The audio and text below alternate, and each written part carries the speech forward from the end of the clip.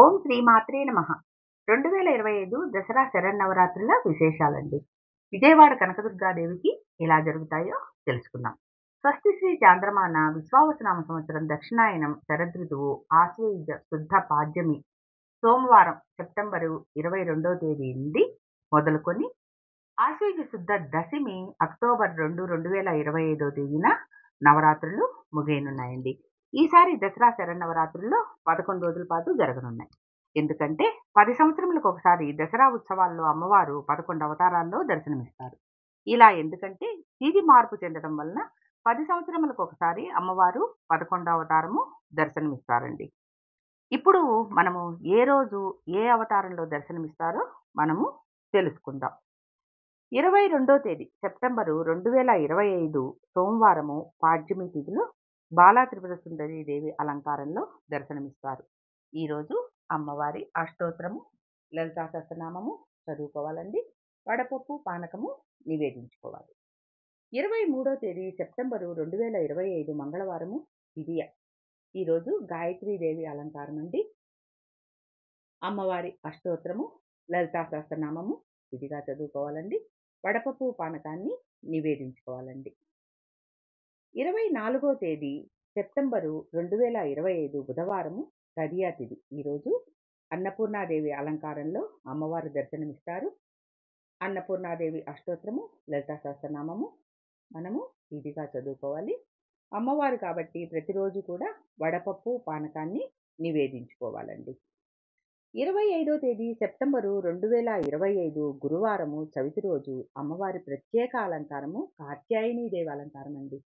ఈరోజు కాత్యాయనీదేవి అష్టోత్తరము లలితా సహస్రనామము చదువుకోవాలండి. వడపప్పు పానకాన్ని యథావిధిగా సమర్పించుకోవాలి.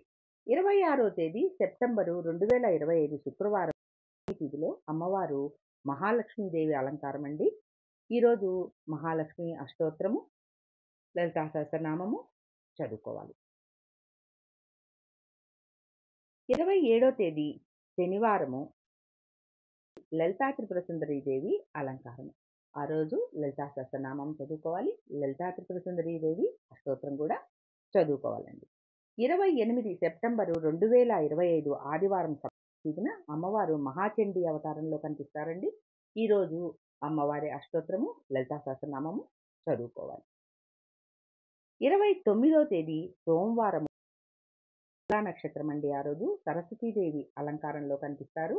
సరస్వతీదేవి అష్టోత్తరము లలితా సహస్రనామం చదువుకోవాలి.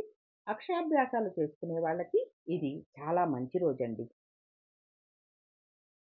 30వ తేదీ మంగళవారము దుర్గాష్టమి. ఆ రోజు దుర్గాదేవి అలంకారంలో అమ్మవారు దర్శనమిస్తారు. దుర్గాదేవి అష్టోత్తరము లలితా సహస్రనామము మనము ప్రసాదాలను నివేదించుకోవచ్చండి. వడపప్పు పానకం తప్పనిసరి.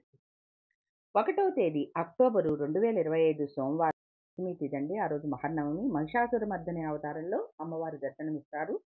మహిషాసురమర్దిని అష్టోత్తరము లలితా సహస్రనామము వడపప్పు పానకము కొబ్బరికాయ నివేదించుకోవాలి. శక్త్యానుసారము ప్రసాదాలను మనము నివేదించుకోవచ్చండి. అక్టోబర్ 2, 2025 గురువారం. ఆ రోజు విజయదశమి. రాజరాజేశ్వరి అలంకారంలో అమ్మవారు దర్శనమిస్తారు. అమ్మవారి అష్టోత్తరము లలితా సహస్రనామము వీలును బట్టి ప్రసాదాలను నివేదించుకోవాలి. ఈ 11 రోజులు 11 అవతారాల్లో అమ్మవారు దర్శనమిస్తారు. మనం ఇంట్లో కూడా అమ్మవారిని ఈ అవతారాల్లో పూజించుకొని ఏ రోజు ఏ అవతారమో ఏ అష్టోత్తర నామాల్లో చదువుకొని కుంకుమ పూజ చేసుకొని వడపప్పు పానకం కొబ్బరికాయ నైవేద్యాలుగా సమర్పించుకోవాలండి. భక్తి శ్రద్ధలతో ఆ తల్లిని పూజించుకోవాలి. పాలు పండ్లు మన ఇష్టానుసారము అమ్మవారికి నివేదించుకోవచ్చు. వీలున్న వాళ్ళు అమ్మవారికి ప్రీతికరమైన ప్రసాదాలను కూడా తయారు చేసి నివేదించుకోవచ్చు. ఇంకా ఆ తల్లిదయ వలన అన్నీ కుదిరితే రోజుకు ఒక రంగు చీరను, కుదరని వాళ్ళు కనీసం జాకెట్ ముక్కనైనా ఆ తల్లికి సమర్పించుకోవచ్చు.